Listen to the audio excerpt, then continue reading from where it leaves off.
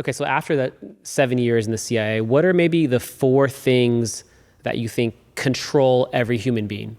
It's a very good question. And I would break it into 2 different groups. There's the 4 things that actually control an untrained human being, right? Somebody who's completely blind and oblivious that they're being controlled. I would say there's 4 things that control that person.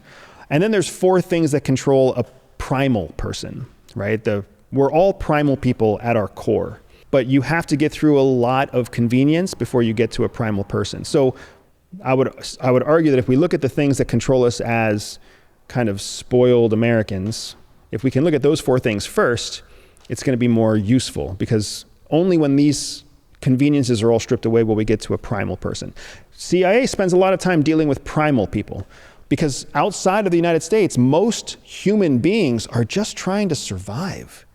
Inside the United States is the only place where we're as distracted as we are with whether or not our mother-in-law is going to say something embarrassing at the dinner table on Thanksgiving, or whether or not our boss is going to ask us to work late on the weekend. In the rest of the world, they don't know where the next meal is coming from. They don't know if their kids are coming home from school. People still have huge families in other parts of the world because they expect their children to die. If you go to Vietnam, it's an incredible experience, in large part because you see children, what my wife and I call children raising children.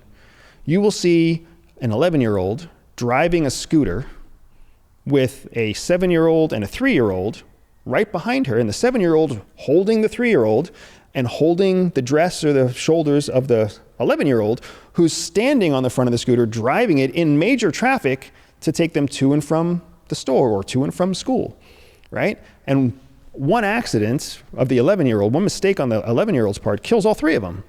And that's not the only child driving, not to mention the children who are just walking across the street and the children, whatever else. And none of that has to do with like the drunken 90-year-old guy that can't see, who's driving an oversized truck with 3 split hogs in the back, and nobody's following traffic laws. Like, it's an incredible thing. That's the rest of the world. That's India, that's Southeast Asia, that's Latin America, that's parts of developing Europe. So much of the world is primal, but here in the United States, we're not. Here we have other things, right? Emotions drive Americans. Those emotions can be triggered by anything from social media and politics all the way down to religion and family values, right? Relationships drive Americans. People that we think we need to listen to, people we think we need to impress, people that we feel loyal to, people that abuse us. There's a sense where we are driven by, I guess the best word is pressure. And that pressure can be pressure to create more, pressure to make more, pressure to be more. And that pressure can come from inside ourselves or from outside of ourselves. And then we're also driven by time. We feel like we have to make the most of the time that we have. So we rush. We rush to the place where we make ourselves shitty meals because we're trying to make a meal in as little time as possible for dinner, right? And we all fall victim to this, where we've made a number of bad decisions in the day and now it's dinner time and we're just gonna make a bowl of cereal. These are the things that drive us, right? Our emotions, our relationships, the pressure that we put on ourselves, the pressure that other people put on us, and the sense of time that's totally perverted because our perspective is lost, right? We live in this envelope of American idealism. And because of that, we're so far removed from our primal creatures. And these 4 things affect everything. They affect our relationships with our loved ones. They affect our relationships with ourselves, our mental health, our physical health, and we just keep being slave to them. And what are the 4 primal drivers of every person? So safety is a major primal driver, like survivalism, if you will, right? Just literally making it through to the next day. Food, what you're going to eat, what you're going to drink, and making sure that it's something that you can consume. Shelter, and some kind of community. If you have food, shelter, safety, and community, your primal needs are met. We all have that. And for that reason, we let ourselves get distracted by things that are higher up on Maslow's hierarchy. But if we were to stop and realize that we could go all the way back and change those same primal needs, right? Just think about what would happen if you changed your form of shelter. And you can apply shelter to a number of things. Yes, your home, but also your city, your state, the school that your kids are in, the office that you're in, these are all forms of shelter. And how much better would the rest of your life get if you changed something about that primal need? Chose a different state where you might want to be, chose a different job that you might enjoy doing or that challenged you, right? Food. Changing what you eat literally changes your life in a matter of hours. It changes how your gut feels, it changes your gut health, it changes your focus, it changes your level of sleep and rest. It transforms everything. Community. The people who are around you literally determine your future success and trajectory. So we're distracted by these things that don't actually matter. You can try as hard as you want to change the pressure in your life, and it's not going to make an outsized change in your success. You need to change the primal elements, not the superficial elements. Guys, we've been so passionate about finding the biggest geniuses, and this is just one of the many episodes. If you want to make sure you don't miss the next one, make sure to subscribe. All right, let's get back to the episode. What's something you've said in an interview or podcast that you think differently about today? A lot. So many of my podcast interviews, we became about current events. And I can appreciate that. My business and my success has paralleled some of the most contentious moments in American history, not just recent American history, but the last 30 years, right? The invasion of Ukraine, the attack on Iran, the kidnapping of Maduro, the first Iran-Israel war, the second Iran-Israel war, like the bombing of Gaza. All of this has happened in just a few short years. And during that time was the same time that I was growing in terms of my media awareness. So there are many things that I feel differently about because context has changed. I very much remember in 2022 talking about how Russia was going to beat Ukraine by going into some of the southern cities, Odessa specifically, on the coast of the Black Sea. 3 months later, there was a massive counterattack from the Ukrainians that was backed by the Americans.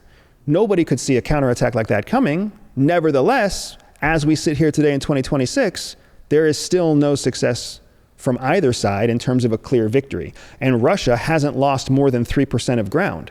So do I still believe that Russia is in the best position to win that conflict? Absolutely.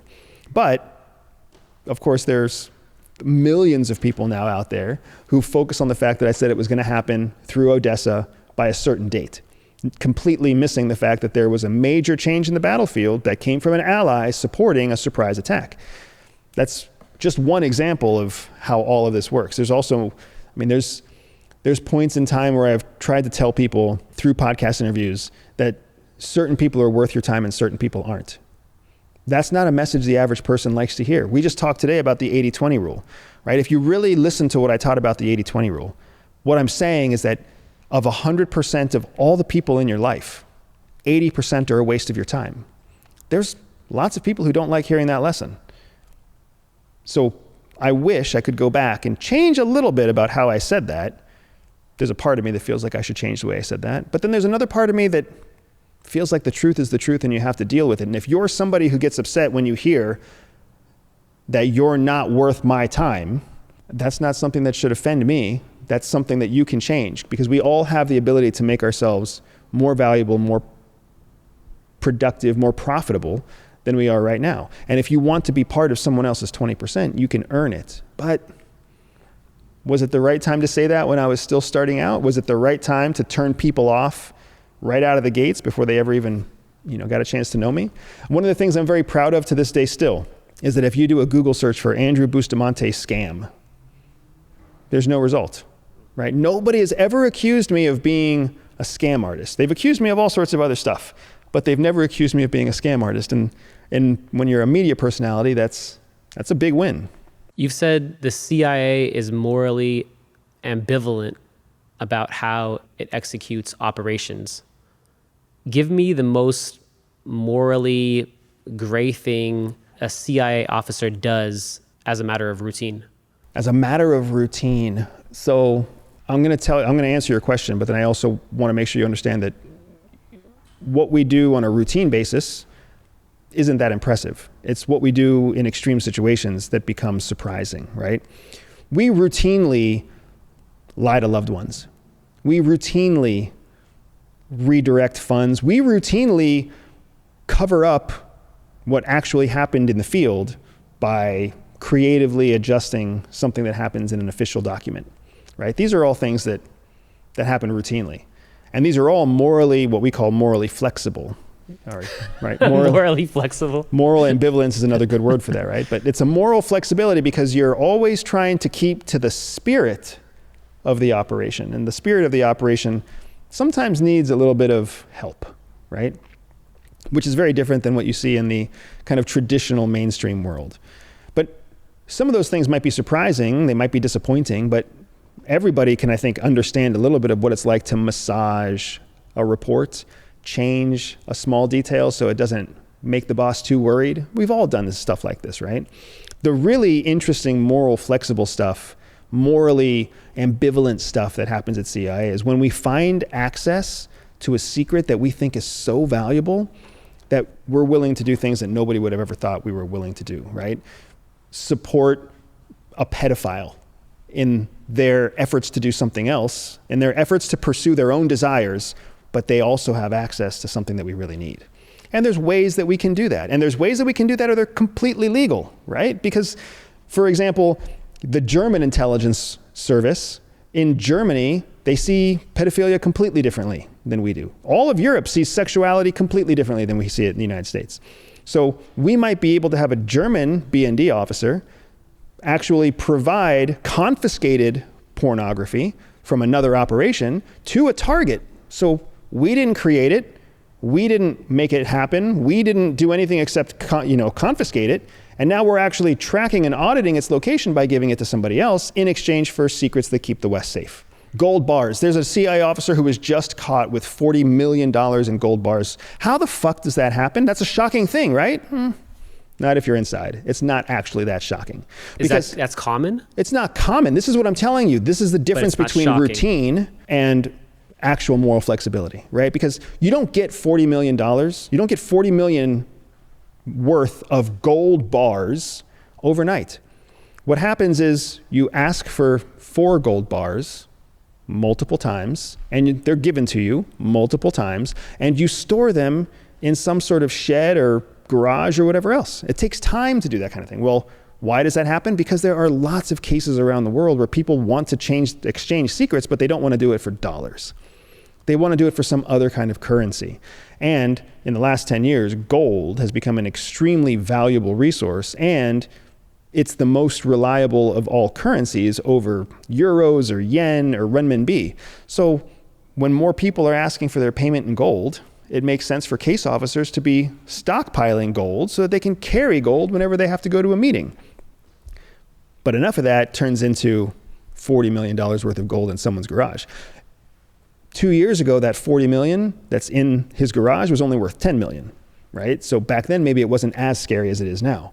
But it's regardless of the fact. The point is, whether we're paying people in confiscated pornography or whether we're paying people in gold bars or whether we're paying people in Johnny Walker Black, right?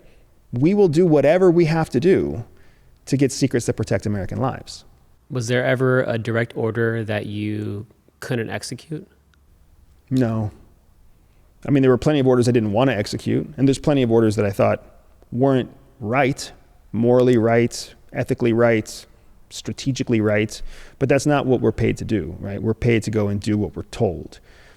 Another kind of, because it's a world of lies and misdirection, there are many times where an officer gets a direct order, they leave to go execute the order, never actually execute the order, and then come back and make a formal statement that it was executed. And that's just the way it works. That is the world of intelligence, right? That's what makes it so different than the world of military or law enforcement. Law enforcement has become more of the, we say it happened, just even though it didn't happen. But the military is still very strictly accurate and reality-based, unless somebody leaves a comment that says otherwise.